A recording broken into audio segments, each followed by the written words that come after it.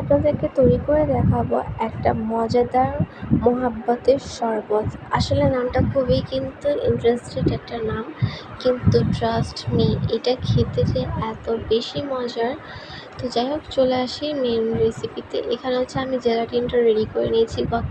আগের ভিডিওতে আপনাদের সাথে জেলাটিনের রেসিপিটা শেয়ার করেছি। আর এই তো এখানে হচ্ছে আমি সাবুদানাটাকে সিদ্ধ করে নিয়েছি। আর অবশ্যই কিন্তু ঠান্ডা পানি দিয়ে হচ্ছে এটাকে ক্লিন করে নিতে হবে। আর এখানে হচ্ছে 2 কাপ হচ্ছে মিল্ক নিয়ে নিলাম। এখানে গুঁড়া পাউডার যে সেটা নিয়ে নিলাম, কনডেন্স মিল্ক নিয়ে নিলাম।